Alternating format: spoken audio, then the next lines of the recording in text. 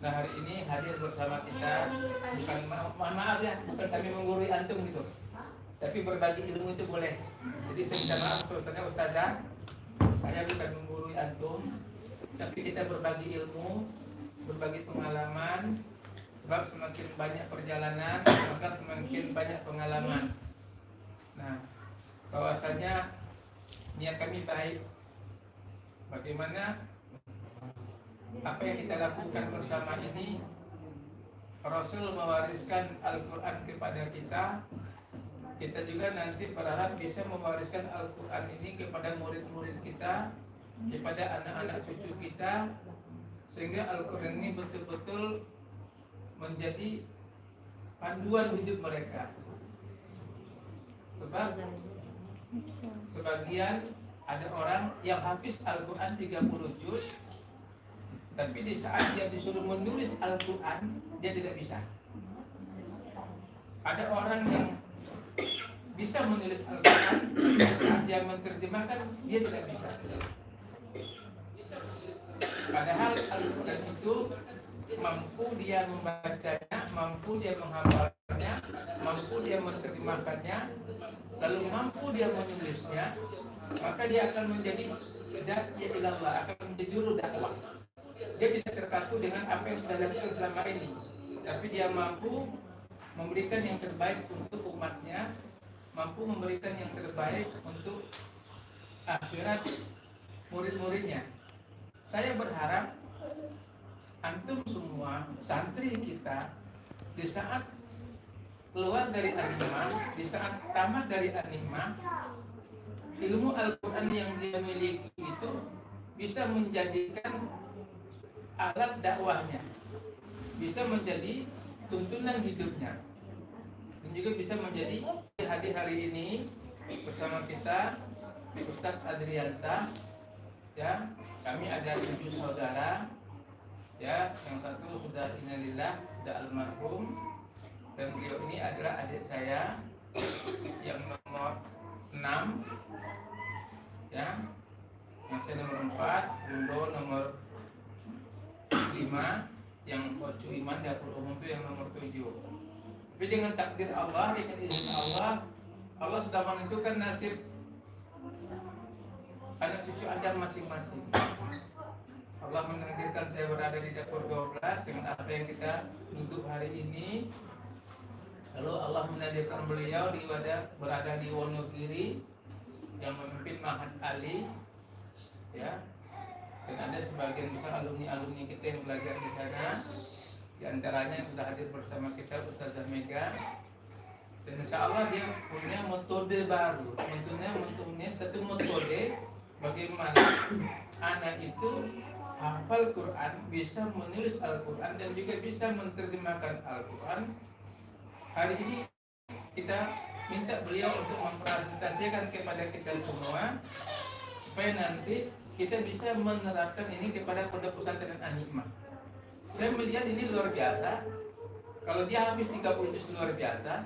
Dia tidak habis, tapi dia bisa menerjemahkan 30 juz. Tapi dia habis 30 juz bisa menerjemahkan 30 juz, itu sangat luar biasa. Jangankan di kalangan santri dia akan menunjukkan bagaimana ada santri yang habis 30 juz, suruh menulis saja surat juz 30, di antara suatu dia nggak bisa. Nah, dengan metode yang beliau berikan kepada kita, mudah-mudahan kita bisa menerapkan kepada santri kita, dan juga bisa menumbuhkan motivasi santri, menumbuhkan motivasi kita untuk rajin memegang Al-Quran, untuk rajin menulis Al-Quran. Nah, waktu sepenuhnya kita serahkan kepada beliau. Kita buka dengan sama-sama membaca basmalah. Bismillahirrahmanirrahim. Kepada beliau kita serahkan sepenuhnya. Assalamualaikum warahmatullahi wabarakatuh. Alhamdulillah, nahmaduhu wa nasta'inuhu wa nastaghfiruhu wa natubu ilayhi wa na'udzu billahi min shururi anfusina wa sayyiati a'malina.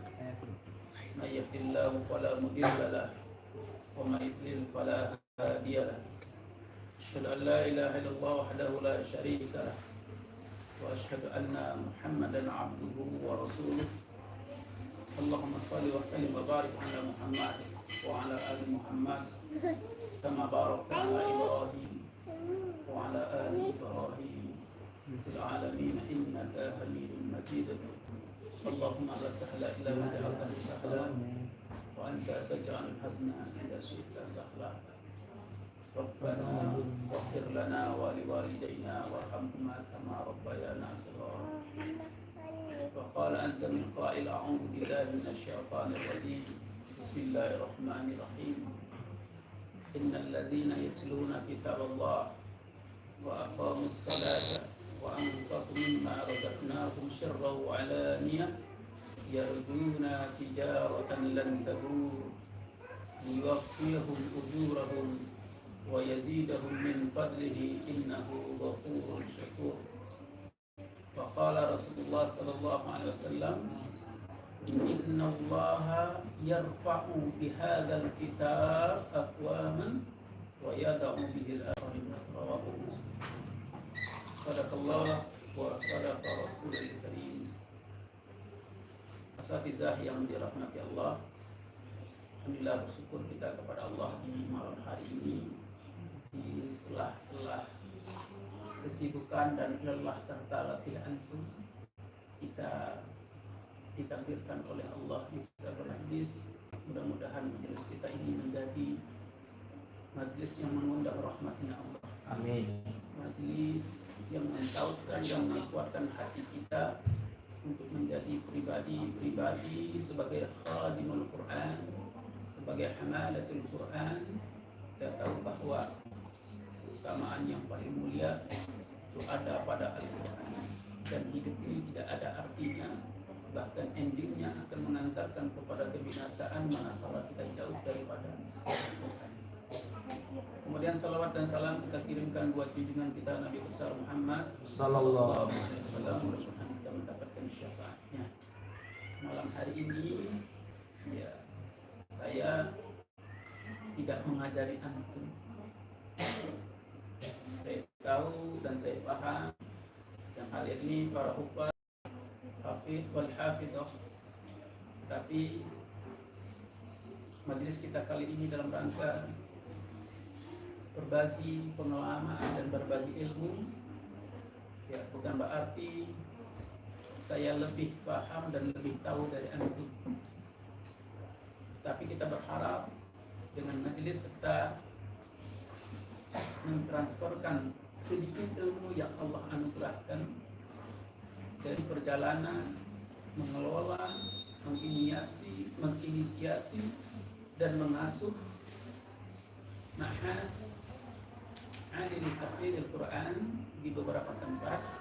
Perlu mungkin sekilas pada antum semua Ana sampaikan sebagai bahan ta'aruf.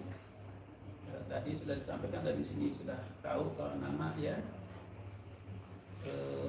Secara aktivitas untuk bisa dipahami ini juga akan menjadi satu bahan sejauh mana sih perjalanan pengalaman sehingga kita berani meluncurkan ke depan. Nah, ini dalam proses saya menulis bukunya, sebuah metodologi untuk menghafal Al-Quran.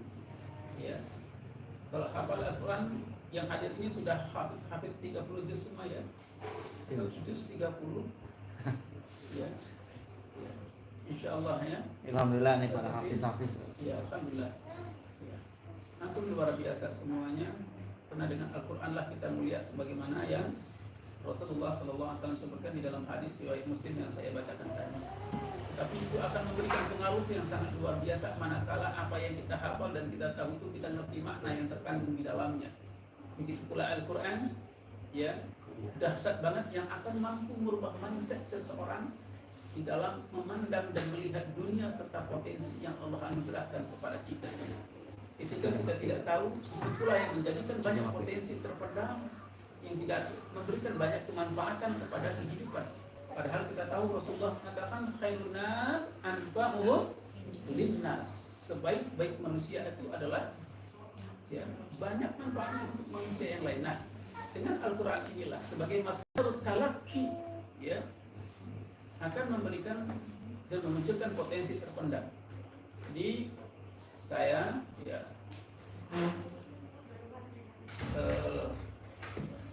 mengelola atau mengurus pesantren ini sejak 2008, menginisiasi mahat-mahat. Waktu itu saya sebagai Biro Pendidikan dan Kaderisasi di Dewan Dakwah Jawa Tengah, ya.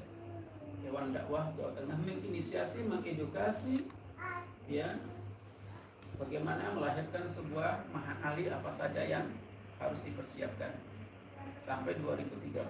Kemudian 2013 dengan beberapa nasihat dan masukan yang disampaikan, akhirnya saya mandiri mencoba merintis ma'had sendiri, ya, dan melahirkan ma'had Ihya Al-Quran. Dan murid pertama saya itu Ustazah Mega 2017 ya. Tahun 18, murid kedua berarti ya. Ustazah Mega itu murid kedua. Ya. Nah, dalam perjalanannya saya melihat bahwa khirij minal ma'ahid li hifdzil Quran di kulli sanah aksar min mi'ah bal mi'at, lakin adamul istita'ah wal qudrah fi ilqa'il min al-Quran alladhi hafidh. Nah, jadi banyak saya dapatkan beberapa, khususnya karena saya ini khusus Mahat Putri ya. Saya ini stressingnya memang khusus pondok-pondok putri yang saya lahirkan dan saya tangani hingga hari ini. Saya mencoba melakukan pembelajaran dan penelitian terhadap khirij kita, ya, alumni kita sendiri. Ketika saya minta untuk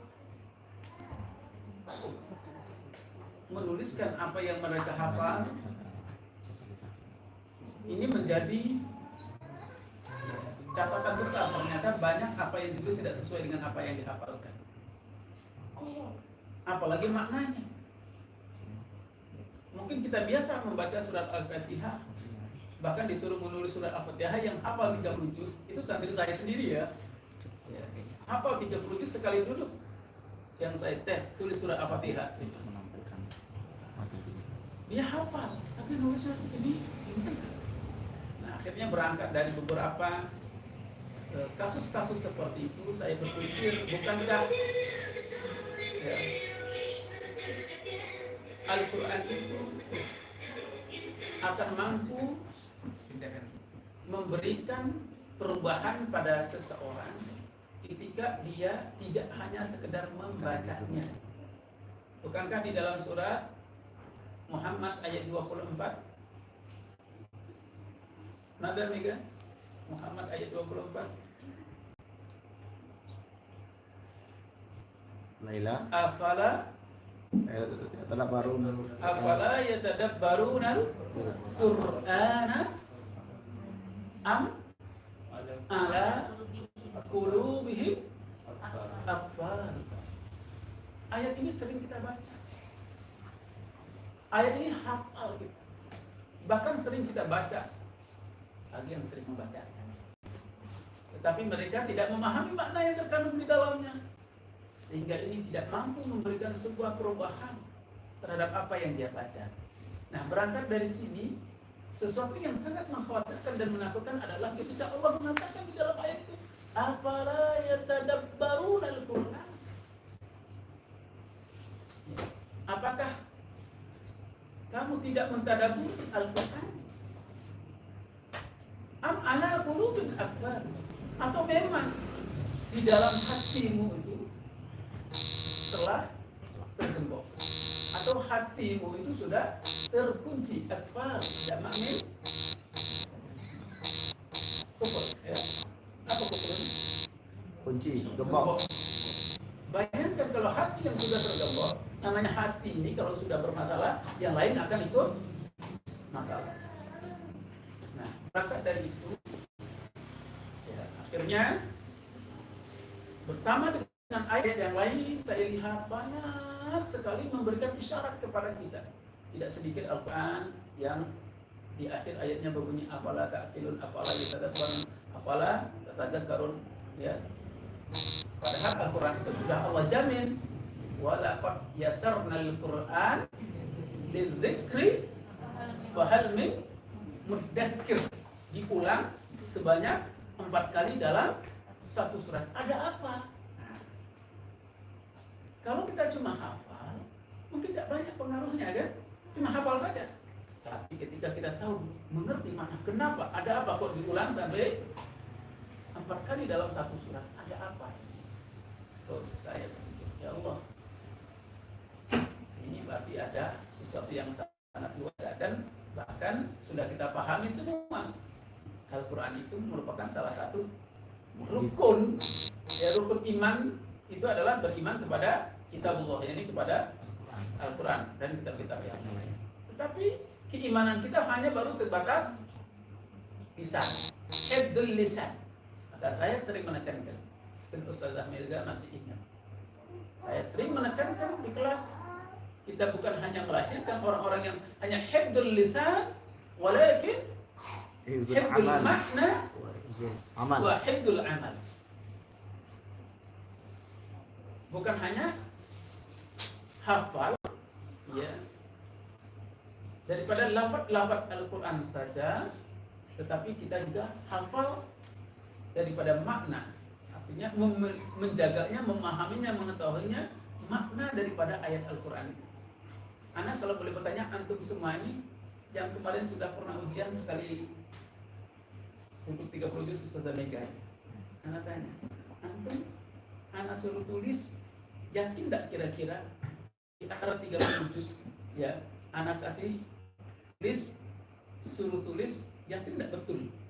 Insyaallah sudah praktek kemarin di pondok. Oh, sudah praktek, kalau sudah, ya. Kalau yang sudah praktek sudah cara menulisnya kenal menggunakan yang menebalkan itu. Bukan, biasa kalau setelah menghafal satu kode itu langsung praktek. Oh, ya. Bagi yang sudah mungkin akan bisa. Tetapi mereka yang hanya hafal dan belum melakukan hal yang seperti itu, dia akan kebingungan. Tapi saya lebih yakin lagi kalau saya tanya maknanya, 30 juz itu apa sudah ngerti makna semuanya? Insya Allah antum yang di hadapan Gus Hasbi wal murtadi qurba wal asifati asba ma'ana. Pas. Nah ini PR. Pas. Oke, gas, pegang ini. Ya, mungkin begitu banyak ya. Ya itu saja satu contoh kan. Iktarabatis sa'ah itu masih mungkin dekat ilmu nahunya masih menyangkut iktar ya.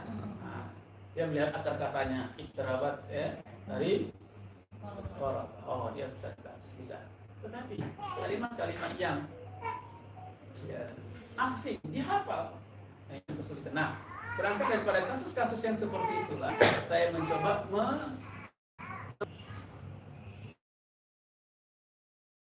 yang terpenting itu motivasinya. Metodenya simple banget, tidak sampai 5 menit antum sudah cuma begitu, tok aja. Tapi motivasinya.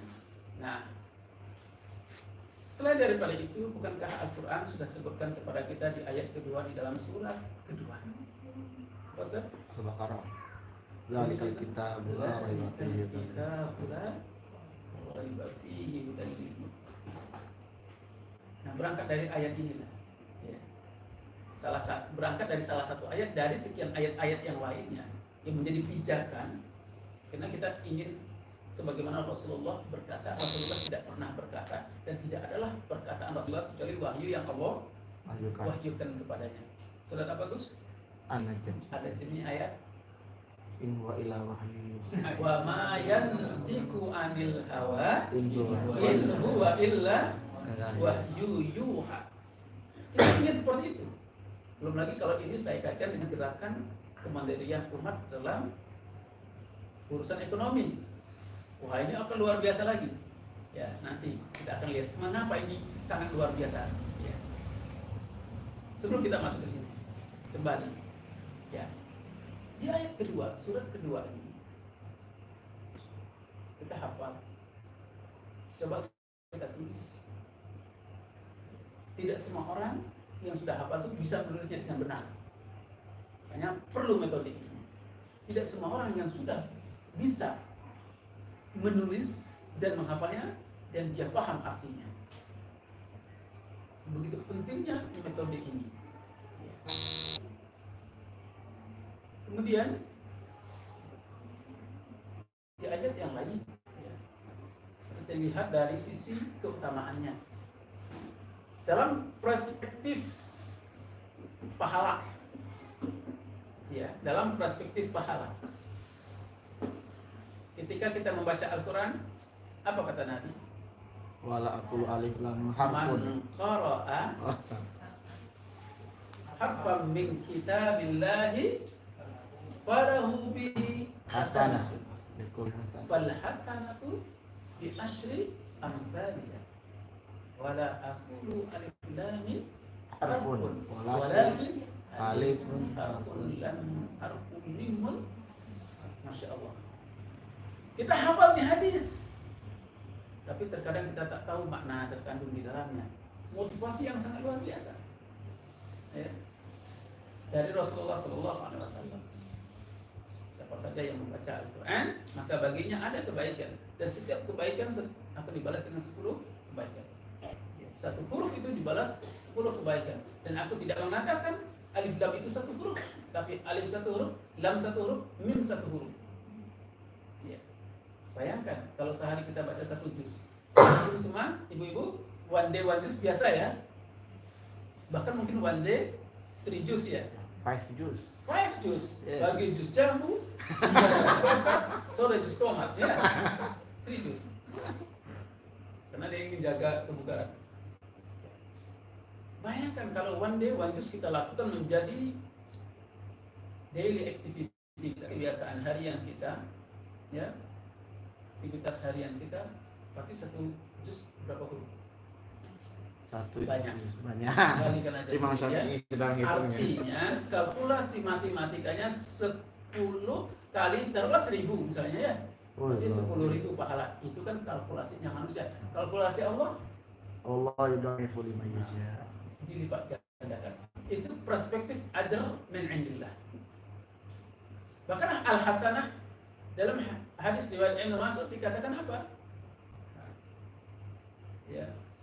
Innal hasanata yudhibnal sayyi'at. Maka makna hasanah di sana, ketika kita membaca Al-Quran, satu huruf yang kita baca itu mendapatkan 10 akan menghapus keburukan yang kita lakukan. Dahsyat banget. Dahsyat banget. Ya, ini akan menjadikan sebuah, ya, sesuatu yang memberikan perubahan yang luar biasa dalam kehidupan pribadi kita, keluarga kita, masyarakat kita, bahkan lembaga yang kita didik. Ya. Belum lagi Al-Quran itu dikatakan. Tadi dalam hadis riwayat Muslim apa?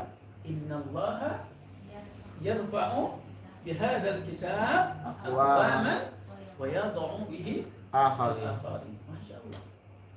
Allah dengan Al-Quran inilah akan mengangkat satu kaum dan akan menghinakan yang lainnya.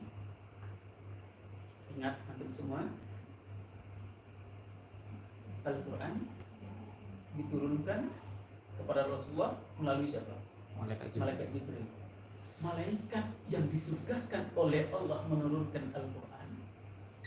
Dalam pelajaran yang kita pahami, dia menjadi malaikat yang paling mulia di antara Sayyidul malaikat. karena dia berinteraksi dengan Al-Quran. Nabi yang Allah turunkan kepadanya Al-Quran menjadi Sayyidul anbiya. Sayyidul Anbiya. Ya. Negeri-negeri yang diturunkan Al-Quran menjadi negeri Negeri yang mulia. Makkah menjadi Negeri yang mulia. Makkatul Mukarramah. Madinah Munawwarah. Orang yang berinteraksi dengan Al-Quran, maka dia akan mendapatkan apa? Kemuliaan. Sampai dalam hadis disebutkan Mensyafaati. inna lillahi ahlun. ya kan? Iya. Allah mempunyai ahli dan keluarganya. Orang khususnya Allah. Siapa mereka? Ahlul Quran. Ahlul Quran. Tidak, orang istimewanya Allah. Wa khassah, orang istimewa. Siapa saja yang bersentuhan dengan Al-Quran, dia akan istimewa. Saya tadi katakan yang aktivitas sebagai khadimul Quran, saya katakan sebagai khadimul Quran. Apakah setiap khadim itu hina? Aku lihat khadimul Haramain siapa? Raja Salman. Luar biasa kan? Kenapa kita tidak mau menjadi raja untuk diri? Itu yang harus kita tanamkan, motivasi ini di dalam diri kita. Ya, kalau metodologi itu simple banget. Itu hanya trik dan retorika. Tapi yang terpenting ini motivasi ini yang harus kita pahamkan kepada diri kita. Belum lagi kalau kita menjadi hufaz, janji Allah berikan mahkota untuk orang tua, ya baju itu besar. Banyak sekali kalau kita ingin bicara tentang manfaat daripada Al-Quran dan fadilatul Quran. Apalagi kita memiliki menguasai ilmu Al-Quran wa ma yata'allaqu bihi. Ya, luar biasa banget. Ya, ini yang harus kita pahami bersama. Selain daripada itu, bukankah Allah sebutkan tadi di dalam ayat yang di mukadimah saya bacakan, surat apa itu? Innal ladzina yatluna kitaballah wa aqamus salata wa anfaqu mimma razaqnahum sirran wa alaniyah yarjuna tijaratan lan tabur. Mana tijaratan lan tabur? Perdagangan tidak akan pernah Tijarah lan tabur. tidak akan merasa rugi. Tidak ada pernah ruginya. Mana ada namanya orang jualan nggak rugi? Kadang ada ruginya, kadang ada untung kan? Ya. Tapi ada perdagangan yang tidak pernah. Kapan? Ketika 3 amal yang disebutkan dalam ayat itu, salah satunya ya, yang pertama adalah innal ladzina yatsluna. Itu ayu fi'lin. Fi'il mudhari, fa'ilatul mudhari. Hal wal mustaqbal. Nah, salah satunya lil istimrar. Ya. Nah, selain yang disebutkan lil istimrar, artinya apa? Orang yang senantiasa dan selalu membaca Al-Quran. Kita sebagai para hufaz, ya, yang senantiasa membaca Al-Quran itu, ya, Allah katakan apa? Ya, mereka itu yang melakukan ketiga amal, baca Quran, menegakkan sholat dan berinfak dari apa yang Allah rezekikan kepadanya. Ya, sungguh mereka telah melakukan transaksi jual beli yang tidak pernah rugi. Untung terus. Ya, liwaffiyahum ujurahum. Ya, Allah sempurnakan dari mereka rewardnya untuk mereka apa? Ya, liwaffiyahum ujurahum wa yazidahum min fadlih. Allah akan tambahkan fadilah, keutamaan dunianya Allah berikan. Kita kalau dekat berinteraksi, belajar dan mengajarkan Al-Quran, dunia akan datang. Ya, saya merasakan sendiri, ya, menginisiasi, merintis mahad pesantren. Ya, Allah datangkan. Saya pernah ditransfer orang karena saya ini uang 500 miliar cash. Jadi pondok saya pernah itu terjadi. Ya. Kita nggak usah cari dunia, cari saja akhirat. Tapi untuk mendapatkan akhirat itu dunia ialah sebagai medianya. Dan kita diuji, betul tak kamu tuh mengajarkan Al-Quran? Betul tak imanmu terhadap Al-Quran? Karena orang beriman itu pasti akan selalu diuji. Apa kata Allah? Hasiban nas ayyut traku ayyakulu amanna wa hum la yuftanun wa laqad fatanna alladhina min qablihim fala ya'lamanna Allahu alladhina sadaqu wa la ya'lamanna alladhi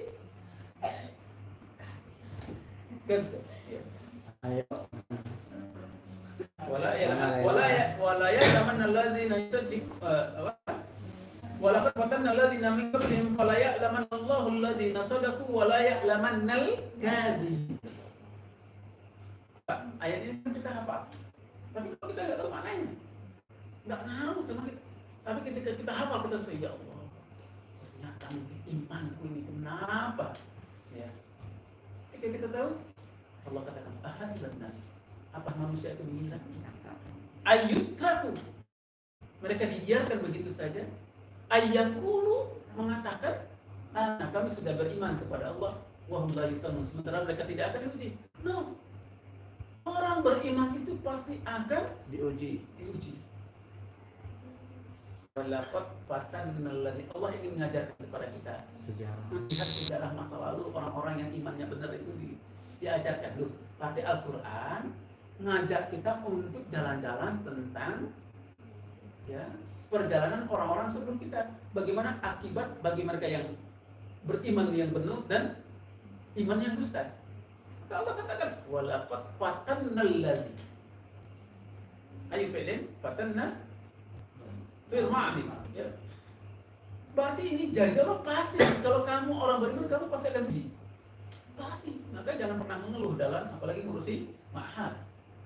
Ujian, cobaan, tantangan menghadapi berbagai macam problema pesantren, enggak usah ngeluh. Enggak usah sering mengeluh. Kalau ngeluh itu biasa, itu tabiat manusia ya kan? Mengeluh itu sudah tabiat manusia. Apa dalilnya? Berkeluh kesah. Innal insana khuliqa halu'a Wa idza masahu ila syarru massahu sarru jazua. jazua wa idza massahu khairu khairu manu'a manu'a illa illa musallin. ada kecualinya. Masya Allah. Kita hafal ya ayat, terus kita paham. Oh, memang kalau ada yang berkeluh kesah wajar, maafin. Namanya manusia. Halu'a. Selagi namanya manusia, dia akan berkeluh kesah. Tapi kalau sering-sering berkeluh kesah, nah ini baru masalah. Berarti dia belum memahami ayat surat Al-Mulk ayat 2. Alladzi khalaqal mauta wal hayata liyabluwakum ayyukum ahsanu amala. Dia belum paham tentang makna itu, Pak. Ya. Karena hidup, mati itu adalah ibtila, ay ma'an. Untuk Mana menguji. ibtila, ujian.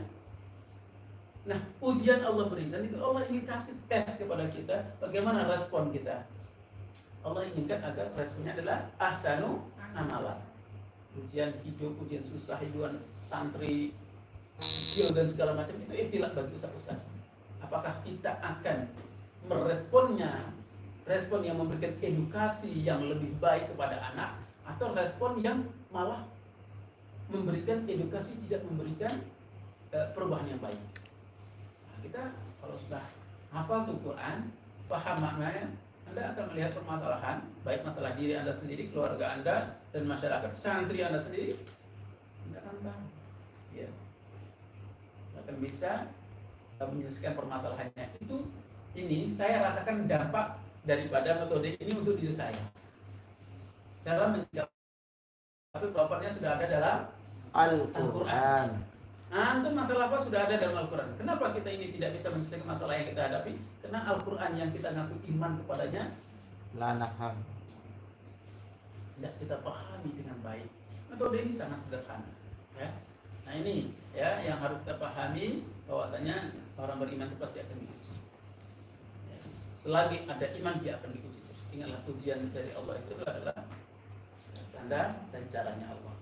Baik, itu sebagai motivasi, ya banyak sekali hal-hal yang ada yang akan menjadi buku dan tulisan saya itu banyak motivasinya dulu yang akan saya tulis di buku ini. Hanya sebagian saja karena mungkin ya nggak terlalu malam ya kan, nanti kita untuk metodenya hanya singkat saja ya. Itu dari sisi ajar ya pahala, dari sisi potensi terpendam, Masya Allah. Metode ini, apa yang sudah dia hafal, lalu dia tulis. Pertama, antum tahu tadi saya sudah sebutkan, membacanya saja, dari hurufnya sudah, setiap itu asroh. Ya, asroh hasanat, 10 kebaikan. Kemudian, pahala menulisnya. Menulisnya ada pahala nggak? Tintanya. Mana dalilnya? Tinta para ulama itu ditimbang dengan darah syuhada. Dalilnya terkait dengan menulis itu adalah Allah katakan apa? Dalam surat 16 ayat 97. Man amila sholihan min zakarin aw unsa wa huwa wa huwa mu'minun yu'minun ya, falanuhyiyannahu hayatan thayyibah Thayyibah. wa lanajziyannahu ajruhum bi ahsani ma kanu ya'malun. Masyaallah, udah asap banget tuh ya. Kita hafal kalau kita nggak tahu artinya, nggak tahu maknanya, apalagi untuk aktualisasi terhadap ayat ini dalam kehidupan kita. Ketika Allah katakan, "Man amila," barang siapa yang beramal soleh, baik laki-laki ataupun perempuan, dan dia adalah orang yang beriman, maka kami siapkan, kami berikan kepadanya kehidupan Yang thayyibah. hayatun thayyibah. Anda lihat ya, hayatun thayyibah itu apa? Ya, kalau dalam penjelasannya banyak, salah satunya adalah hayatun thayyibah itu paling mudahnya, salah satu dari sekian banyak, mudah dan ringannya kaki, tangan, anggota badan, hati untuk melakukan amal soleh. Ringan, mudah untuk melakukan perintah Allah. Salah satu. Kalau kita masih berat untuk melakukan amal soleh, melaksanakan kewajiban yang Allah bebankan kepada kita, nah itu dipertanyakan hayatun thayyibah. Nah, tanda hayatun thayyibah Allah mudahkan.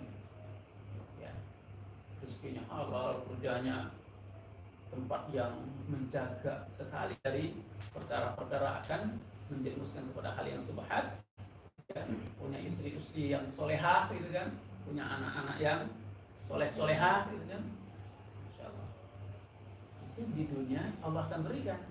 Falanuhyiyannahu hayatan, di akhirat walanajziyannahum, itu semuanya menggunakan lam taukid dan nun taukid ya, tapi sesuatu yang pasti. Pastinya Janji Allah itu pasti.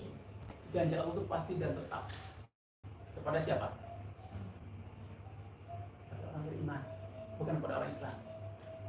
Kalau status level kita masih sebagai muslim, nah dinaikkan levelnya orang beriman. Kalau sudah di level iman ini, pertolongan Allah itu pasti akan diberikan. Karena itu janji Allah, wa'adallahu 'alal mu'minina nasrullah 'alal mu'minina haqqan. Berupa itu semua pasti Allah berikan kepada orang beriman, bukan kepada orang Islam. Kalau orang Islam itu banyak, tapi orang beriman tidak lebih banyak daripada orang Islam. Janji Allah itu pasti dan tetap, tinggal kita saja melakukan standar kelayakan untuk mendapatkan janji Allah. Oke. Nah, di akhiratnya apa kata Allah? Liwafiyum, Allah sempurnakan wujudahum. Allah sempurnakan. Ya. Nah, itu ya akan Allah sempurnakan. Baik. Nah, kemudian itu di dunia pahala menulis kita itu dikategorikan pahala amal soleh. Karena ini adalah amal menulis kita itu dikategorikan pahala amal soleh. Karena ini adalah amal perbuatan menulis ayat Al-Quran. Menulis ayat Al-Quran. Dia akan mendapatkan janji hayatun thayyibah di dunia dan disempurnakan pahalanya berupa surga di akhirat. Ya, Masya Allah. Nah, maka berangkat dari membaca, menulis, dan kemudian memahami maknanya. Ini sebagaimana Allah sebutkan ya dalam Al-Quran, la yastawil ladzina ya'lamun wal ladzina la ya'lamun. Di antara bedanya apa? Yarfa'illahu alladzina Amanu walladzina utul ilma walladzina utul ilma darajat. Ya, Masya Allah. Kalau kita paham maknanya luar biasa ya. Tapi kalau cuma kita hafal, nggak banyak ngaruhnya. Masuk ke otak kita, tertanam, tersimpan di otak bawah sadar kita, masuk ke hati kita, menjadi aliran darah kita. Maka saya sering mengatakan kepada santri-santri saya mempersiapkan kader di sini. Bukan hanya orang yang hafal Quran, tapi dia mati di masyarakat. Bukan itu. Tak mampu mengimplementasikan dan aktualisasi daripada ayat-ayat Quran terhadap kebutuhan umat, tak mampu dia berikan, bukan itu. Maka semangat bagaimana Al-Quran itu menjadi aliran darah kita, dan kita ini menjadi ayat-ayat Allah yang merayap dan bumi. Ini yang akan merubah mindset kita. Itu terjadi manakala apa? Tidak hanya iman tapi ilmu tentang Al-Quran. Ya, khairukum man ta'allama al-Qur'an wa 'allamahu. Kalau hadis, teori-teori tentang fadilah, wah itu banyak banget. Anak yakin antum semua sudah hafal, sudah mengajarkannya di kelas. Tinggal sejauh mana itu mampu masuk ke kepala kita ini, tertanam di otak bawah sadar ini, menjadi semangat dan motivasi. Selain kita belajar sendiri dan kita ajarkan kepada anak-anak kita. Nah, sekarang kita masuk. Ya. Nah, berkaitan dengan metodologi hikmah. Silakan Ustaz Usman tolong dibacakan dulu. Biar Aikikmah adalah sebuah metodologi pembelajaran Al-Quran yang dikembangkan di Pondok Pesantren Ihyaul Quran Wonogiri. Santri yang sudah hafal atau menghafal Al-Quran menulis ulang ayat yang sudah dihafal beserta artinya. Juga catatan kecil dari makna yang dipahami dari setiap 10 ayat yang telah mereka tulis. Dalam metode ini setiap harinya hanya 10 ayat saja, tidak boleh lebih ataupun kurang. Metodologi ini mampu memberikan dampak multi efek dan melahirkan multi talenta pada santri yang menjalankannya sesuai metodologi. Dengan perangkat yang cukup sederhana dan tidak membebani, maka mampu menciptakan suasana dengan yang rileks dan nyaman dalam proses pembelajaran. Cukup hanya Al-Quran terjemah harfiah dan tafsir Al-Quran per kata Maghfirah Publishing, serta buku tulis ukuran folio yang tebal dan pulpen atau pena. Dalam rangka mendidik masyarakat untuk berinteraksi dengan Al-Quran, Buya Idris Al-Sumatrani atau yang dikenal dengan nama Ustaz Ardiansa Rosad Daraminang kelahiran Bengkulu tahun 1975 ini melakukan strategi pembelajaran KM Gemma, Keluarga Muslim Gemma Membaca dan Menulis Al-Quran. Sebuah gerakan dakwah untuk mendidik setiap keluarga muslim bukan hanya membaca tapi juga menulis satu hari satu ayat saja beserta artinya, yang mana setiap keluarga muslim akan menyelesaikan penulisan 30 juz selama 17 tahun 9 bulan 10 hari. Bila setiap individu muslim, keluarga muslim menjadikan ini sebagai model dan gaya hidup keseharian mereka, maka dapat dipastikan akan melahirkan masyarakat yang agamais, santun, dan suasana kondusif dalam interaksi masyarakat yang selanjutnya menjadi negeri yang baldatun thayyibatun wa rabbun ghafur. Bato Roguru, Wonogiri, 4 Muharram 1444 Hijrah, 2 Agustus 2022. Oke. Jadi ini ya menjadi satu bentuk metodologi pendidikan untuk pesantren dan juga saya kemas untuk mendidik ya keluarga muslim. Kalau keluarga muslim hanya satu hari satu ayat, karena kita tahu tadi tabiat manusia itu Sulit istiqomahnya, ya kan? Satu hari satu ayat itu sangat luar biasa.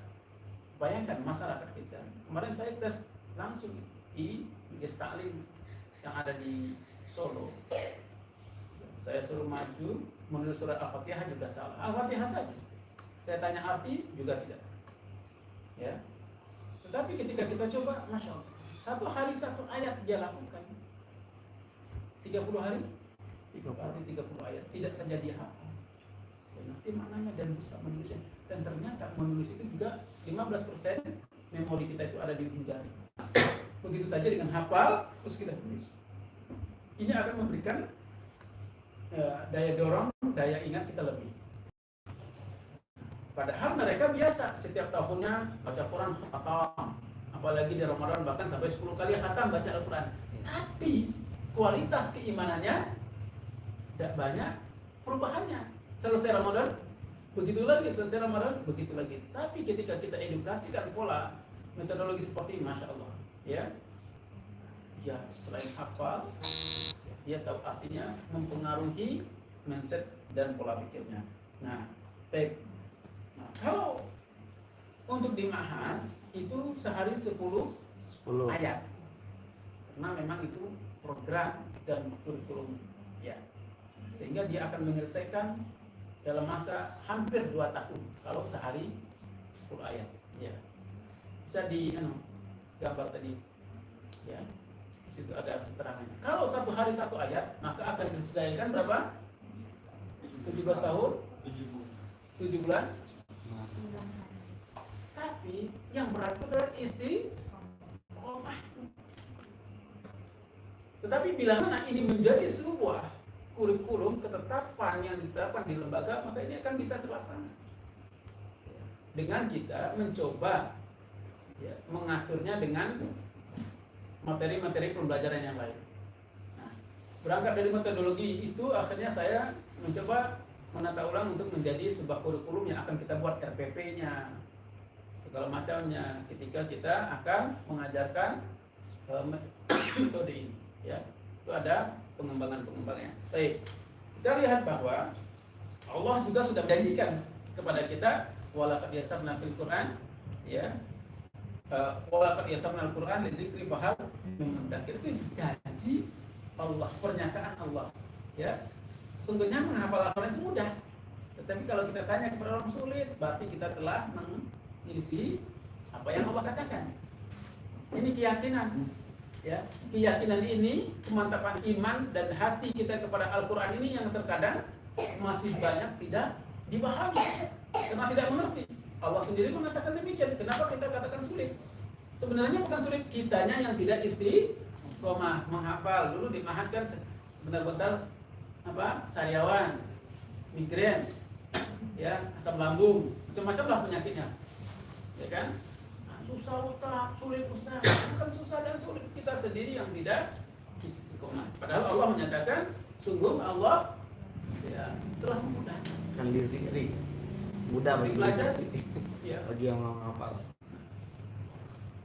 Kemudian bila kita melihat ini harus kita pahami ya, Al-Quran yang berjumlah 30 juz, 1 juznya 10 lembar ini kan memang Al-Quran untuk tahfidz yang kita gunakan, ya, kita gunakan untuk hafalan yang sudah di setel sedemikian rupa, ya, di Al-Quran lil hifz itu sudah hampir seperti itu. Nah, kemudian dari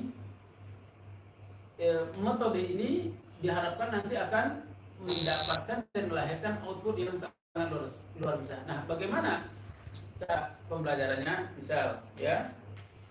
Oke, kapan tulis? Ya. Mau tulis, silakan. Misal kan kita menulis akan mengajarkan surat Al-Fatihah saja. Ya. Nah, ini.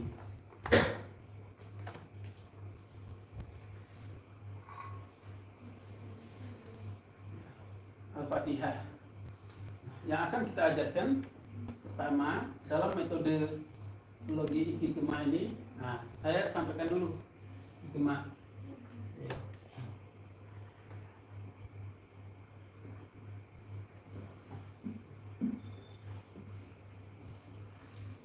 Ini hanya singkatan saja ya. Karena ini karena saya di Jawa ya. Kalau orang Jawa bilang iki itu apa artinya? Ini. Iki loh. Iki. Padahal ini banyak sekali makna, filosofinya banyak sekali ya. Iki itu juga IQ, apa? Intelektual. Ya. Kecerdasan. Ya. Kemudian iki juga singkatan dari Ihyaul Quran. Ihya Al-Quran artinya menghidupkan Al-Quran. Tadi menghidupkan Al-Quran bagaimana? Kita hafal, benar menulisnya, paham maknanya, dan dia menjadi aliran darah kita, sehingga kita ini menjadi ayat-ayat Allah yang merayap di permukaan bumi. Begitulah Al-Quran akan memberikan pengaruh dalam kehidupan. Kalau Al-Quran semua hafalan saja, nggak ada yang ngaruhnya. Ketika Al-Quran mengajarkan kepada kita tentang bagaimana kisah para orang-orang soleh di masa lalu, ya, sehingga mereka mendapatkan titel orang-orang yang Allah berikan nikmat kepada mereka. Kan setiap hari kita baca itu kan dalam surat Al-Fatihah kan kita minta sama Allah, ihdinas siratal mustaqim siratal Ladzina an'amta 'alaihim. Siapa mereka yang alladzina an'amta 'alaihim? Minan nabiyyin was-siddiqin was-syuhada'i was-shalihin. Minas surah apa? Minan Syuhada was-shadiqin was-shalihin. nabiyyin. Berarti dalam sholat kita minta juga agar kita seperti mereka yang mati syahid. Berarti bolehlah kita niat mati syahid? Harus. Wajib, karena kita minta, diperintahkan oleh Allah. Jadi apa tujuan hidupmu? Apa tujuan saya ingin mati syahid? Boleh, bukan salah niat itu. Niat kita ridho Allah. Itu betul secara teoretik. Aplikasi yang pernah aksi yang pernah terjadi itu syuhada. Tapi kalau untuk menjadi nabi kan sudah habis masanya ya, sudah tak ada jatah lagi kan. Nah, kemudian menjadi orang soleh, orang sidik untuk meraih kesyahidan. Oke. Menghidupkan Al-Quran. Gema ini adalah gemar ya. Ini gemar. M pertama ini adalah membaca. M ketiga Kedua menulis. Al-Quran. Nah, ini sekilasnya ya. Kemudian adapun tahapan metodologi yang kita terapkan ya, santri yang sudah hafal ataupun mereka belum hafal ya, itu bisa dengan menulisnya. Kalau dia sudah hafal, dalam menulis ayat itu wajib dia membuka Al-Quran ya, yang sudah menjadi standar yang kita tetapkan. Ya, kita tetapkan di sana setelah beberapa kitab Al-Quran terjemah perkata, ada beberapa kitab Al-Quran, akhirnya saya memilih yang lebih dakik, yang lebih detail, itu Al-Quran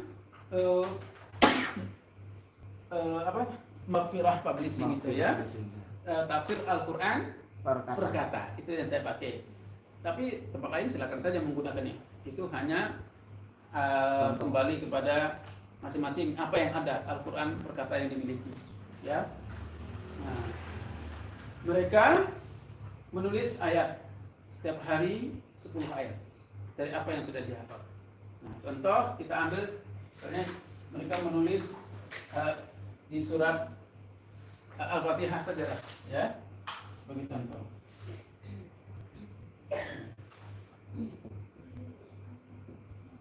Bismillahirrahmanirrahim. Ini ayat 1 kan? Di Al-Fatihah. Ya ikhtilaf. Ya. Bidunil ikhtilaf inda dzilli. Ini silakan dicek di Al-Fatihah, ini ayat 1. Ya, maka dia disebut dalam kitab Ulumul Quran itu sab'u masani. Tidak ada yang mengatakan situ masani. Pernah dengar sebutan Al-Fatihah situ masani? Ya. Tapi sab'un masani. Kenapa? 7 ayat yang selalu berulang-ulang. Baik, nah di sini nanti setelah mereka hafal, mereka menulisnya. Menulis dengan melihat Al-Quran terjemah, melihat tulisan Al-Quran yang benar langsung. Ya, Al-Quran yang benar langsung tidak boleh dia menulis kalau sudah hafal lalu dia mengira-ngira. Itu tidak boleh. Dalam metode ini dia harus melihat Al-Quran. Walaupun dia sudah hafal, dari ayat yang sudah dia hafal itu dia tulis dengan melihat Al-Quran. Melihat yang benar langsung. Jadi yang dilihat pertama itu adalah yang benar, bukan berdasarkan kira-kiranya. Ya, tapi berdasarkan yang benar daripada Al-Quran yang telah digunakan. Nah, dia melihat, oh tulisannya seperti ini. Ya. Setelah itu dia menulis per kalimat. Dulu awalnya idealis saya, ya, itu di pondok itu mereka menulisnya pakai Arab apa namanya? Arab gundul. Arab pegon. Pegon. Ya, tapi ternyata kan kesulitan juga. Karena ya banyak kesulitan, ini akan semakin lama prosesnya. Sementara target kita, ya, mereka paham dulu maknanya. Tapi kalau dia mampu menulis, dan ini akan menghidupkan kembali budaya masyarakat Muslim menghidupkan tulisan Arab. Ternyata tulisan Arab ini, masya Allah. Kita lihat imam-imam dan seperti Syekh Al-Bantani, An-Nawawi Al-Bantani. An-Nawawi Al-Bantani itu kan orang Indonesia kan? Banten. Orang Banten kan? Banten Indonesia ya? Ya jelas. Belum Itu ternyata dia menulis kitab-kitabnya menggunakan bahasa Arab dan menjadi rujukan orang-orang Arab sendiri. Internasional. Luar biasa. Maka kalau kita ingin nulis ya pakai bahasa Arab itu akan lebih baik. Nah, kita ingin mencoba pakai bahasa Al-Quran. Pegon itu, tapi ini menjadi berat dan makan waktu yang lebih. Akhirnya kita pakai bahasa Indonesia. Jadi mereka akan menulis berdasarkan Al-Quran yang terjemahan per kata, mereka akan tulis di bawahnya. Ya, anak-anak ini akan menulis Bismi, ya ditulis dengan nama Allah, ya. Ar-Rahman, pengasih, penyayang. Ini ayat pertama mereka akan tulis. Jadi setiap ini dia akan menuliskan maknanya sesuai dengan perkalimat. Bismi Allah, Ar-Rahman, pengasih, Ar-Rahim, penyayang. Ya, ini kita hanya terjemah lafziyah. Ya, kalau ingin lebih sempurna ya kita nanti pelajaran tafsir. Ya, karena kita hanya ini untuk mengetahui makna per kalimat. Ya, begitu seterusnya sampai ayat yang ke-7. Ya, sampai ayat yang ke-7. Nah, ini ya, Masya Allah. Ya, ternyata ini akan memunculkan selain dia paham makna yang terkandung di dalamnya, ya, benar cara penulisannya, ini akan melahirkan yang dibaca Gusman ya, ya tadi ya yang dibacakan tadi ini akan memancing dan melahirkan potensi terpendam. Ya, apa? Setelah dia menulis ini Al-Fatihah saja, ini akan memunculkan potensi terpendam tentang apa yang terkandung di dalam surat Al-Fatihah ini. Belum lagi sampai kepada ayat-ayat kisah-kisah, ya, kisah-kisah Nabi, kisah-kisah tentang jual beli, cerita tentang haji umroh. Loh, ada cerita yang menarik. Bercerita tentang Marwah, Sofa, bercerita lagi tentang musim panas, musim dingin, ada jual beli, ada perdagangan. Kenapa? Kalau musim dingin harus ke Yaman, musim panas harus ke Syam. Ada apa? Oh, ternyata cuacanya kalau musim dingin ke sana masih bisa dilewati. Ya, kalau musim panas harus ke sini karena di sana membutuhkannya bahan-bahan yang ini. Masya Allah, ini akan memancing ya potensi terpendam untuk menulis dan membaca sirah nabawiyah. Nah, berangkat dari itulah ya saya meyakini bahwa metode ini akan mampu melahirkan orang-orang yang ya tidak saja dia hafal, paham, dan meledakkan potensi dirinya. Nah, metodenya ya seperti itu, ya hanya simple, ya apa yang dia hafal dia tulis, kemudian menulis arti per kalimat, dan yang terakhirnya setelah misalnya dia selesai menulis surat apa Al-Fatihah ini sampai ayat yang ke-7, ya dia memberi catatan tentang intisari kandungan yang ada di dalam surat Al-Fatihah. Sebelum dia menuliskan ini, di atasnya sekali dia menulis, ya, dia menulis ya Al-Fatihah, ya, Quran, ini ditulis di bukunya, ya, Quran surat Al-Fatihah adalah surat pertama. Ya, Al-Fatihah. Al-Fatihah dia buat turut artinya pembuka. Kemudian ini adalah Quran surat pertama. Ada 7 ayat. Kategori ayat Makiyah. Ini harus ada di awal surat sebelum dia menuliskannya. Ya. Terusnya seperti itu. Jadi ini dilakukan dengan melihat Al-Qur'annya, karena pakemnya metode ini kita tidak boleh berpikir yang membebani pikiran kita, sehingga menulisnya langsung melihat yang benar, jangan dikira-kira. Ya. Bahkan untuk masyarakat yang belum hafal pun itu metode ini dibalik. Ya. Mereka menulis dulu. Ketika mereka menulis, mereka membacanya, mereka menghafalnya. Tabah menulis arti per kata di bawahnya. Nah, ini yang akan memberikan dampak dan pengaruh pada anak didik kita, kepada jamaah binaan kita dalam rangka memahami Al-Quran dengan cara ya menulis ayat Al-Quran dan juga makna per kalimat yang ada di ayat tersebut. Jadi itu sangat simpel sekali terkait dengan metode Iqi-Gema ini.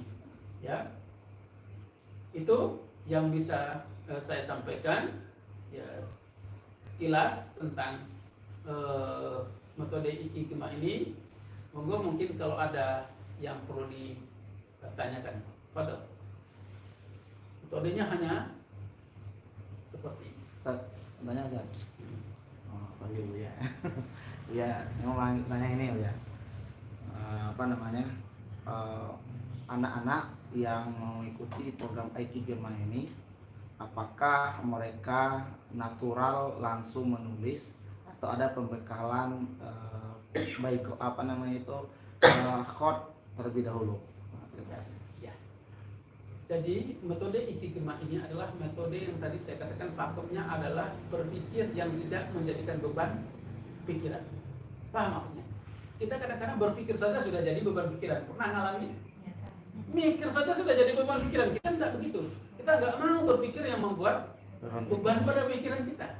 Itu passwordnya ini. Kalau antum menjadikan beban, ya untuk melakukan dan menerapkan metode ini akan kesulitan. Kenapa? Karena telah menjadi beban. Nah, agar tidak menjadi beban, tadi ketika akan menulis kita langsung melihat. Nah, terkait dengan anak apakah ada apa tadi? Pembekalan cara menulis. Hot ya. Nah, sekali lagi metode ini ya mereka tidak ada ketentuan hot untuk menulisnya. Silakan mereka menulis sesuai dengan hotnya masing-masing. Hot Deweni. Nah, hot nafsi. Nafsi ya. Deweni bisa nafsi bisa. Hot nafsi. Ya silakan. Nanti kenapa? Dengan metode ini dia akan melihat nanti perubahan sendiri. Ya, model tulisan pertama kali menulis Al-Quran sama nanti hasil tulisan setelah selesai menulis 30 Al-Quran, 30 juz Al-Quran. Nah, ada penkhot itu nanti silakan di pelajaran yang lain. Ini silakan menulis sendiri. Memang ada. Dan ini akan menjadi sebuah kebanggaan sendiri. Dan di Mahat kita ini menjadi syarat kelulusan. Selesai menulis 30 juz 30 dengan tangan sendiri. tanpa Ya. bantuan. Ya, tangan sendiri. Ya, metodenya ya dengan melihat Al-Quran yang benar yang sudah menjadi patokan di pondok kita. Al-Quran ini yang kita pakai. Al-Quran apa itu? Tadi ya. Novira Publishing. Nah, itu menjadi patokan kita. Jadi tidak ada ketentuan khot, serah khot nafsi. Mau jukir balik nulisnya miring sini, naik ke sana gitu. Insyaallah karena kita menggunakan buku apa? Ukuran folio yang sudah ada garisnya. Maka insyaallah tulisannya pun akan mengikuti itu. Tapi ada yang macam-macam lah tulisannya. Berapa halaman Yang paling tebal kertas folio itu ada 200 halaman. Tapi bisa jadi sesuai dengan kemampuan, bisa jadi yang anak ini tulisnya kecil-kecil, ada juga yang besar-besar, bisa jadi dia butuh tidak cukup satu buku. Bu ya, ada satu lagi ya, apa ya? Ini kan menulis tadi beliau, apakah nulis tadi terserah dia, pokoknya misalnya surah Al-Fatihah tuh bisa tertulis sama dia 3 halaman gitu kan? Atau memang dianjurkan mengikuti tuntunan Al-Quran yang sudah ada? Misalnya Al-Fatihah itu kan 1 surah, hanya 1 surah saja gitu kan, tapi kemudian nanti misalnya Alif Lam Mim itu kan biasanya Al-Baqarah 1-5 lain. Apakah ada anjuran seperti itu atau terserah gitu? Jadi khusus untuk Al-Fatihah dan surat Al-Baqarah ayat berapa itu yang tentang dain? Surat Iya. Yang terakhir. sebelum terakhir itu Yang kan. terakhir. Nah, kecuali itu, yang lainnya 10-10.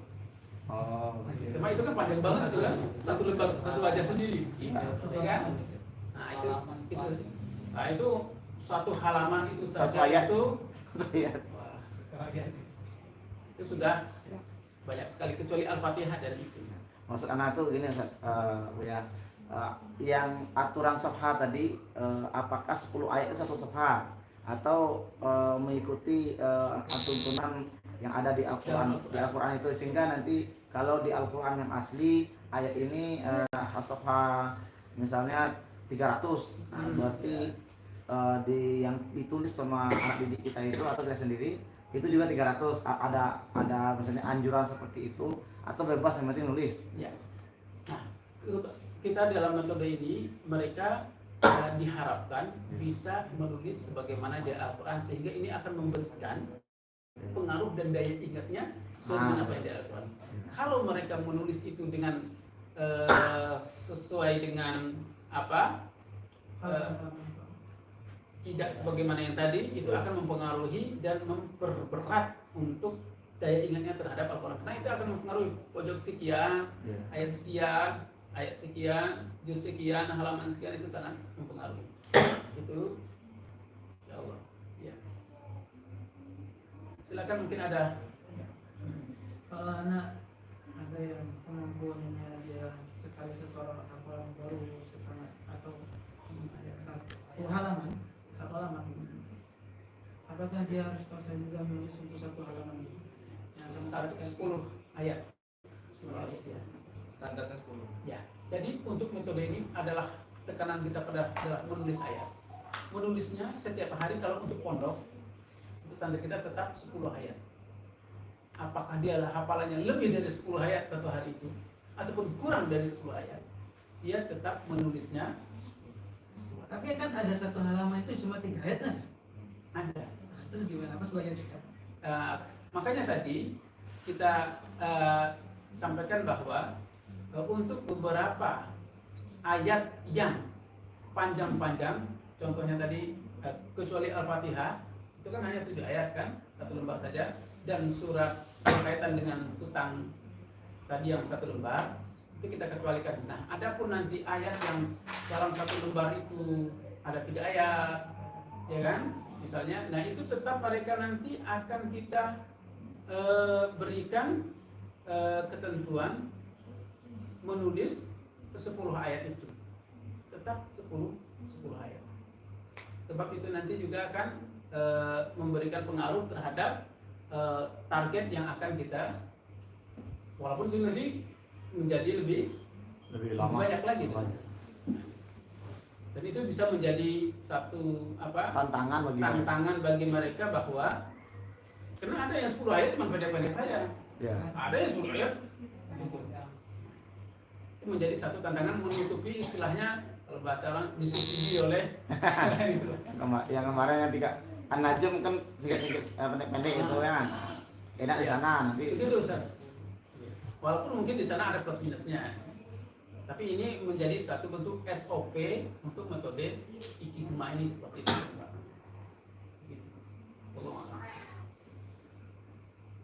Ustazah ada yang mau tanya? Ustazah Mega ada tanya, Ustazah Mega. Berarti dia tuh nulis hasil hafalan atau hasil melihat? Iya. Jadi Karena kalau program Iqigma untuk pesantren yang sehari 10 ayat adalah menulis 10 ayat. Apakah dia nanti hafal lebih daripada itu ataupun kurang daripada itu, hari itu dia tetap menulis 10 ayat. 10 itu berarti dalam keadaan membaca. Lihat. Melihat mushaf. Jadi pakemnya itu harus melihat Al-Quran supaya tidak salah. Berarti dengan setelah dia hafal dengan cara membaca dan kalau bahasanya menciplak ya, meniru dari contohnya. Iya.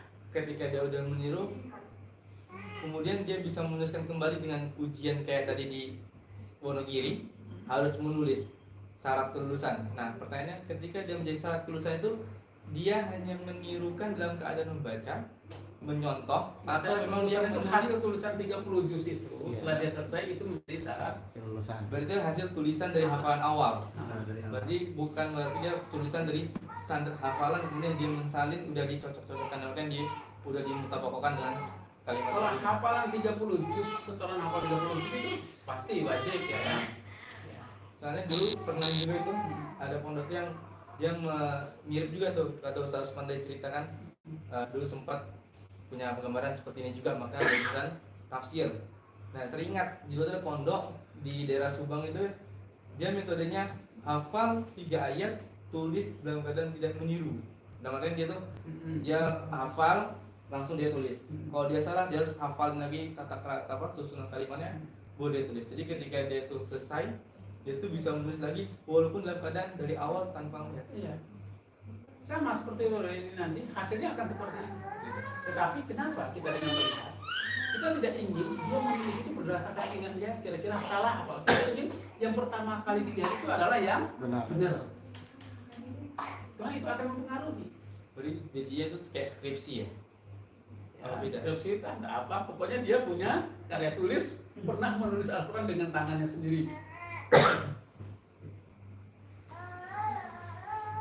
Jadi kayak bahas ya kalau kurang lebih kelas 12 Ini bahas itu boleh, maaf silakan. Itu akan dijadikan dimasukkan dalam perpustakaan menjadi museum sejarah.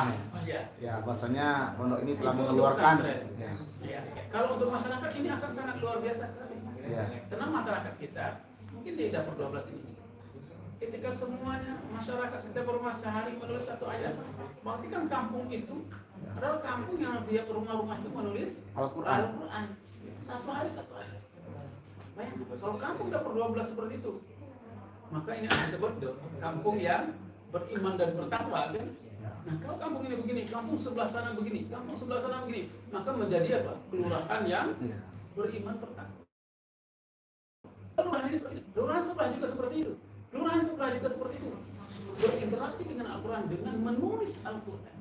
Berarti kelurahan itu menjadi sebuah kabupaten beriman dan bertakwa. Kalau setiap kabupaten mempraktekkan ini, berarti menjadi provinsi yang bertakwa. Kalau semua provinsi sudah begitu, berarti ini adalah negara yang beriman bertakwa. Itulah negeri Batoro Guru. Singkatan dari apa?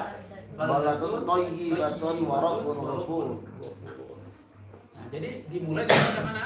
Daripada individu masing-masing. Begitulah Al-Quran mengajarkan kepada kita Quran Usakum ahli kemudian apa?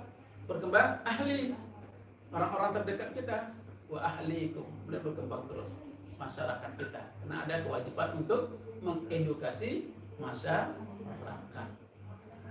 Kalau masyarakatnya seperti itu, kalau Allah katakan lau anna ahlal qura amanu wattaqau lafatahna alaihim barakatin minas sama'i wal ardh. Masya Allah. Nah, ini impian kita. Diawali dari apa? Membangun, mengedukasi masyarakat. Satu hari menulis satu ayat. Kalau setiap rumah sudah menjalankan program itu, kemudian suaminya menulis di rumah satu ayat, ya suaminya yang menuliskan ayat Al-Qur'annya, istrinya yang menulis terjemahnya, kemudian dia bacakan kepada anak-anak dan istrinya sehari satu ayat. Ini ayat kita baca bersama, kemudian dibacakan artinya. Masya Allah. Ini juga menjadi salah satu strategi menciptakan bangunan keluarga yang sakinah, mawaddah, warahmah. Kenapa? Terbangun komunikasi. Jujur saja kita kadang-kadang kita sibuk dengan pekerjaan kita sendiri. Kapan kita duduk bersama anak dan istri kita? Umi, yuk, nih Abi mau bacakan hadis, bacakan ayat. Tidakkah itu terjadi di kita? Saya juga itu sulit terjadi. Dan itu harus kita mulai dari sekarang. Mulai hari ini. Nih duduk, anak-anak duduk. Abi mau bacakan nih ayat. Ini artinya. Ini sudah habis. Luar biasa komunikasi. Ini akan menciptakan keluarga sakinah. Udah lama tuh Pak ya. Yang nanti abinya yang baca, abinya yang dengerin. Ya. Nah, ini banyak sekali dampaknya ya. Ya, itu dalam catatan saya mungkin masih banyak yang belum saya ungkapkan ya. Insya Allah. Nah, insya Allah nanti setelah bukunya lahir. dengan cara metode melihat dengan menulis dari juz 1 sampai juz 30 dari sekian banyak santri yang udah di Ihyaul Quran. Berapa persen dalam artian yang memang menyampai kapasitas grid yang diinginkan. Ini metode baru saya tulis, baru saya Tahun mulai. 2022 Agustus. Ini baru saya tulis. Tadi kedengaran sosial media katanya pernah ya? Oh, pernah Dalam ada. artian berarti apakah dari settingan sosial media itu Jadi- memang udah disediakan Iya. standarisasi atau hanya baru start? Kalau di Ikigema ini belum ada di zamannya beliau. Ya. Jadi Belum yang pernah itu berarti beliau Menebar. melakukan itu sebelum saya- ada Ikigema. sebelum ada Ikigema, tapi kita sudah sebelum angkatan dia, saya sudah menggunakan sains santri itu metode menulis menebalkan itu kan ada. Ada. Nah, itu. Ada Setelah Al-Quran saya khusus melihat ya? Al-Quran sudah ada tulisan. Cuma saya melihat itu hanya menyontoh tulisan itu saja. Tapi kalau ini dia tidak mencontoh model tulisan apa, dia tulis sendiri saja. Dia tulis dari awal, nanti akan kelihatan perubahan tulisan pertama nulis Al-Fatihah sama terakhir nulis Anas, nanti akan kelihatan. Bagus nih. Nah, apalagi dia punya jiwa, kok jeleknya, nah, dia buka Pak, dia tengok. Nah, ini akan memacu dia. Jadi kita dengan metode Ikigema ini ingin memunculkan, memotivasi mereka, membuka lagi giroh mereka untuk melihat bagaimana ini bisa lebih baik. Jadi kita hanya membuka kuncinya saja dengan Ikigema ini. Ya, begitu. Berarti ini kan baru mulai 2022. Iya. 2020 berarti kalau udah mulai, apakah sebelumnya sudah ada yang mulai menulis atau baru akan dimulai menulis? Oh, ini sudah menulis. Sudah mulai Iya, menulis. sudah. Berarti udah sampai tingkatan mungkin ada sampai 5 juz lebih. Oh, sudah. Sebab yang angkatan ini sudah kita terapkan Berarti sehari angkatan Lia. Siapa Latri? Nah, Nggak dapat. Ratri sudah jadi usaha sekarang.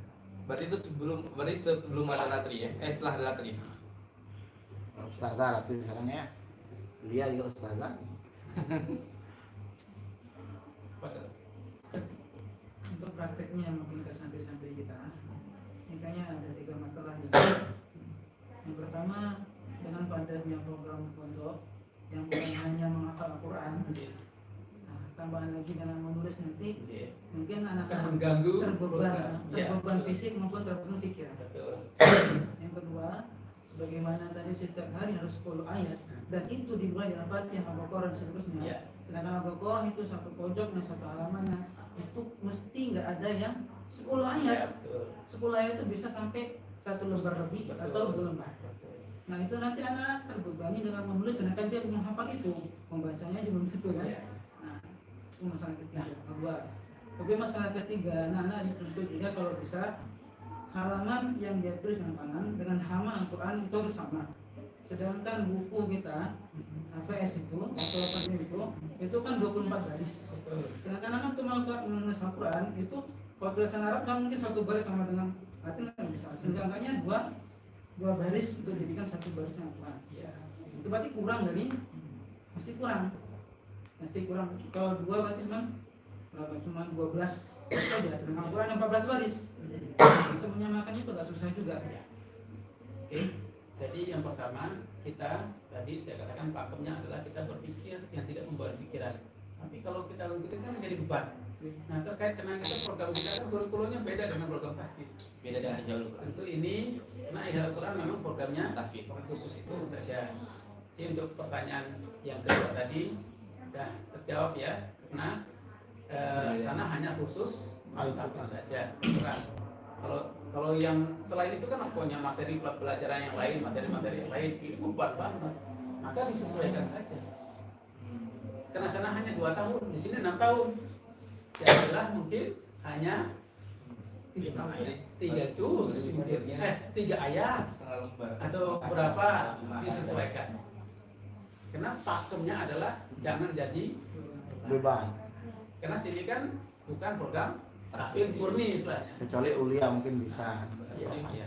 Terkait dengan halaman tadi, kalau yang banyak memang itu akan menjadi sebuah persoalan tersendiri ya kan, karena jumlah antara ayat yang ada di Al-Quran itu ada 14 ya 14, sementara di folio itu ada 24, jadi kan cuma 12 belum lagi ditulis dengan Tangan. terjemahnya kan. Nah, terjemahnya. Nah, tentu untuk apa? Kalau untuk yang lain itu disesuaikan saja. Artinya ya tidak mesti sesuai dengan Pojokan. pojokan karena untuk program yang lain. Nah, adapun untuk di Mahat Ali itu kita usahakan bagaimana mereka bisa untuk menyelesaikan itu. Cukup sesuai dengan Dimuat-muatkan. nah, karena memang kita harus Akan dicetak juga sesuai keinginan kita juga buku itu ya bisa. nanti bisa kita Kalau mau berjalan itu kan bisa Khusus dicetak. seperti itu. ya. Orang pabrik itu kan tinggal ikut Karena kita. itu apa metode ini fungsinya adalah untuk membantu hafalan mereka. Berarti kalau yang sekarang yang udah terpraktekkan yang di Al-Quran tuh bagaimana cara susunan dalam kertas folionya? Apakah Folio, dia memang ya, 10 ayat itu atau memang dia mengikuti keadaan yang kayak tadi barusan? Ya. Jadi mereka menyesuaikan dengan kertas folio. Saya kan berarti kalau tulisannya besar, tulisan anak tuh kayak Lah, cakar kan berarti dia bisa. nah itu tadi. Oh. Bisa jadi dia akan lebih banyak gitu. Kalau yang normalnya mungkin temannya Adi bisa jadi segini, gara-gara cakar ayam mungkin bisa begini dia. Kalah makalah tiga. Untuk pertama mungkin akan kita menghadapi kasus seperti itu. Tapi nanti Anas udah bagus ya. Pas sudah anak sih udah boleh. Itu yang pertama kita jumpa yang gitu tulisannya. Oh, sini besar, sini kecil, sini besar, sini kecil. Halamannya pun sudah kacau sudah. Tapi memang itu pakemnya. Nanti dia akan mungkin tidak akan bisa terrealisasi karena itu tidak akan bisa. Cara memotivasi bagaimana? Motivasi apanya? Kan setiap orang kan kadang-kadang itu kan beda-beda tuh. Kalau kata orang BK kan setiap manusia memiliki motivasi Karakter yang berbeda. Untuk motivasi yang Iya. berbeda. Sekarang bagaimana cara motivasi yang bisa untuk mau pertama, yang kedua yang tidak bisa dia bisa mencoba. Banyak-banyaklah ceritakan tentang orang-orang sukses. Berarti gurunya, ustadznya, Bukan baca deh. nah, karena fakir syekh, Layote. maka guru ya sesungguhnya untuk memotivasi anak itu sebagaimana yang kita pelajari ya al ustadz muhim walakin ruhul ustadz ahammu minal ustadz ya jadi ustadz itu penting tapi rohnya ustadz itu sendiri lebih penting daripada ustadz.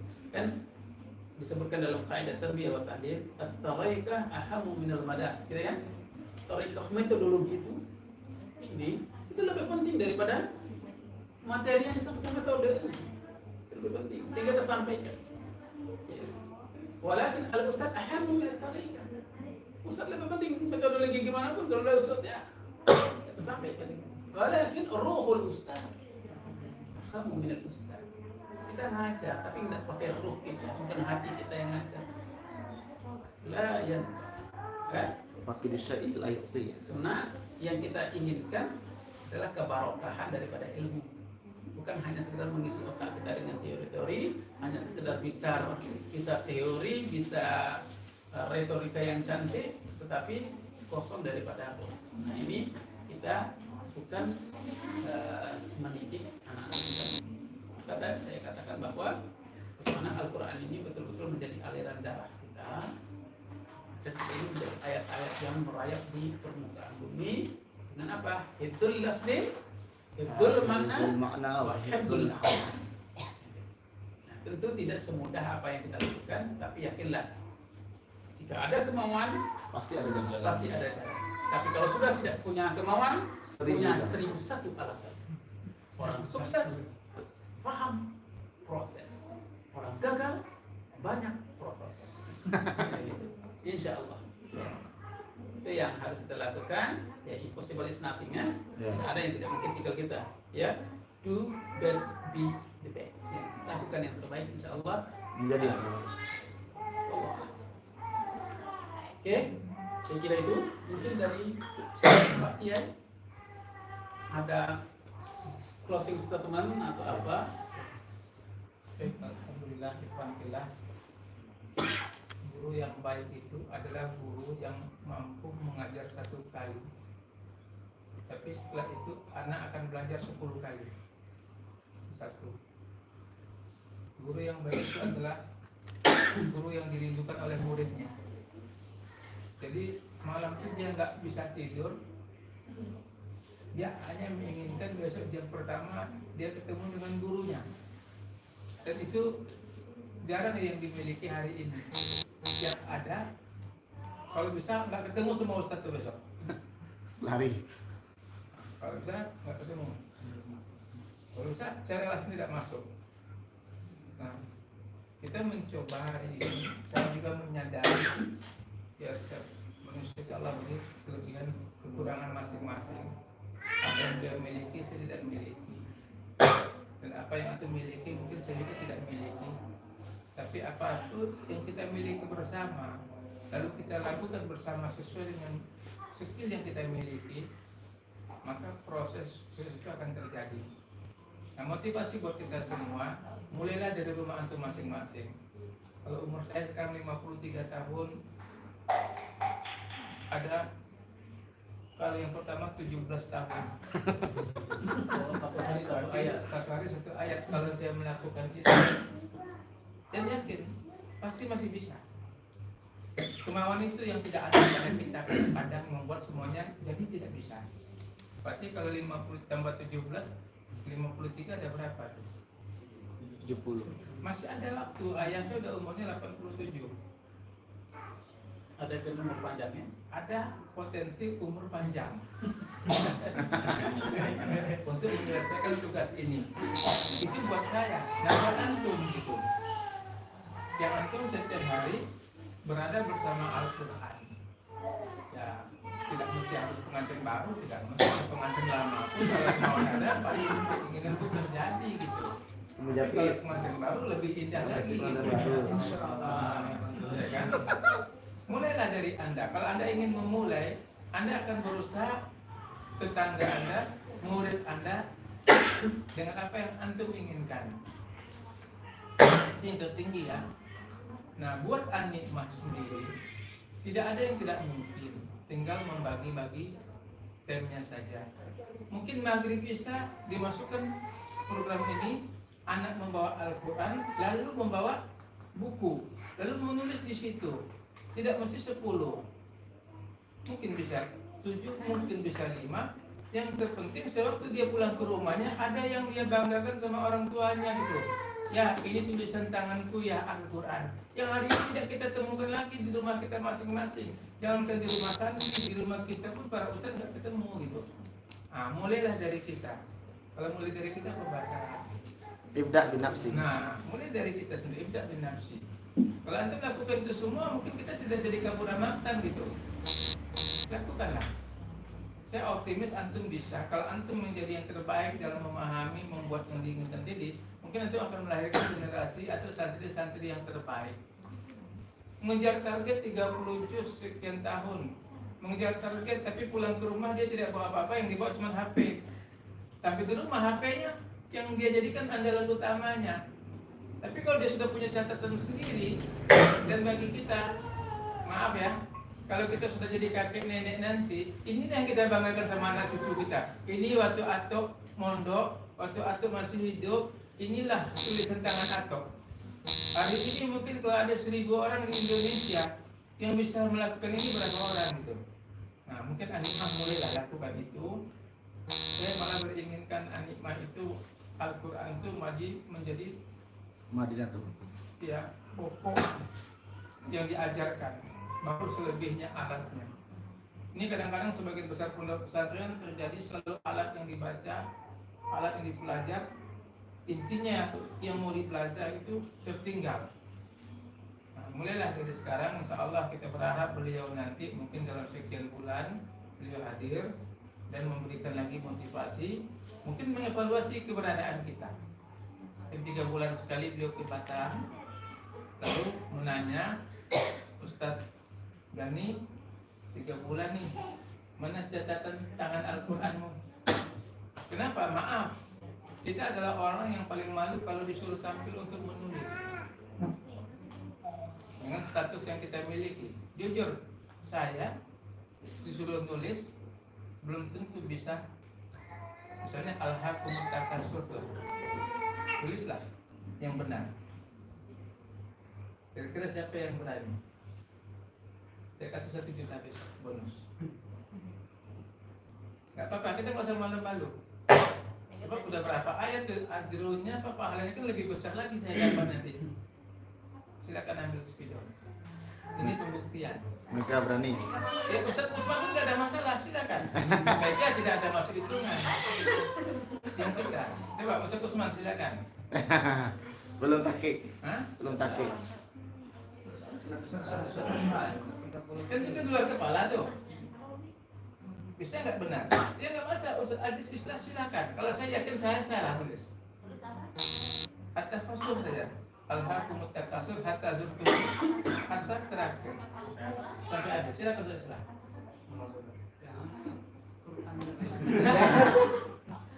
Artinya kata orang, kata beliau tadi, kalau kita tidak memiliki, bagaimana kita bisa Pakai dosa ilayuti. kita nggak punya modal nyuruh orang untuk. Nah, artinya saya minta kawan-kawan semua, saya sudah mengalami juga. Terakhir kemarin juga sudah mulai menyadari, berkali-kali saya selesai membaca Al-Quran dari yang di HP sampai di Quran besar, tapi nggak ada yang menyentuh. Terakhir saya baca surat yang berhubungan dengan kisah Nabi Musa, kisah Nabi yang ganteng Nabi siapa? Nabi Yusuf. Nabi Yusuf. Kok semakin dibaca semakin menarik gitu. Saya baca ayatnya, langsung saya baca terjemahnya. Setelah saya baca terjemahnya, saya baca lagi ayatnya. Seolah-olah saya sudah bisa menerjemahkan gitu. Nah, kenapa? Intinya Al-Quran itu akan hidup apabila kita paham isinya. Karena Al-Quran tidak akan pernah hidup kalau kita hanya baru bisa membaca tulisannya. Jadi kepada rekan-rekan semuanya, saya minta Ustaz Adriansyah juga, saya akan undang 3 bulan 1 kali di sini, ya. Dan kita muridnya. Dan kita akan menyerahkan setoran tulisan kita. Di sini akan juga saya melihat mana ustaz-ustazah yang betul-betul ingin menjadi yang terbaik, atau ustaz yang hanya tidak ada apa yang didapat untuk 3 bulan beliau datang, mana Gus Hasbi sibuk, inilah begitulah dan lain sebagainya. Oh berarti saya punya penilaian sendiri. Jadi antum Ustaz 3 bulan 1 kali akan saya undang ke sini. Nah, dalam 3 bulan 1 kali juga antum sudah punya kader-kader halakoh. Tidak mesti harus semua santri, tapi antum punya 10 santri. Dengan antum bikin kayak gini, nanti 10 santri juga punya 10 santri, akan selesailah permasalahan buta Al-Quran. Dan ini akan menjadi sejarah Kepulauan Riau, sejarah Batam, pondok pesantren yang mana santrinya selain dia mampu membaca Al-Quran, juga mampu menulis Al-Quran dan mampu menerjemahkan Al-Quran, walaupun tidak mampu menghafal Al-Quran. Amin. Santri yang mampu menulis, menerjemahkan 3 juz saja, maka dia akan mampu menerjemahkan 15 juz. Kenapa? Ayatnya kan berputar-putar kan? Iya, sama. Kalimatnya kan berulang-ulang. Bahkan Al-Baqarah saja itu sudah Dari mewakili. satu Al-Baqarah saja kita mampu menulisnya, yang lain otomatis. Nah, mulai dari diri kita semua, ya saya minta semua yang hadir, besok juga sampaikan yang belum hadir. Setiap 3 bulan kita belajar sama beliau, dan setiap 3 bulan antum juga punya laporan kepada kami bahwasanya ini betul-betul bermakna dan jujur. Orang tua jauh lebih bangga anaknya yang bisa menulis, membaca, dan menerjemahkan Al-Quran dengan apa yang ada di tangannya, dibandingkan hafal 30 juz sampai di rumah Al-Quran tidak nampak, yang nampak adalah HP-nya. Tapi dia pulang, ya aku sudah menulis 3 juz ya, ini tulisan saya ya, dari awalnya jelek sampai bawahnya bagus. Itu menandakan anak itu pernah berkarya di pondok. Mungkin itu saja dari saya, ya mudah-mudahan bermanfaat kepada Ustaz dan Ustazah. Saya ucapkan terima kasih. Mudah-mudahan kita terus berinovasi, terus berkreasi, sehingga kita melahirkan santri yang terbaik, bekal kita di dunia dan bekal kita di akhirat. Jadi itu saja. Ada tambahan lagi? Amin. Ya. Ini kuliah juga tantangan untuk pembuktian nih. Insya Allah mungkin ada minta waktu sedikit saja. Pak Buya Riansa sudah menyampaikan metode yang luar biasa. Nanti kita juga ada yang menyampaikan sistem rekap dan informasi tentang sipon sebentar aja tentang tahfiz, sehingga apa yang dilakukan oleh kita di sini, anak-anak kita bisa dilihat oleh orang tua santri. Oke, saya tambah sedikit Ya. pada Ustadz, mumpung kita mengumpul hari ini, sipon ini juga adalah sistem informasi pondok pesantren untuk ukuran Kepulauan Riau dan Sumatera baru hanya ada Al-Nikmah. Ini juga untuk memudahkan orang tua kualitas anaknya dan kualitas kita. Pada Usman kita persilakan perkenalkan kepada kita semua, termasuk ke Ustadz Riansa tentang sipon ini.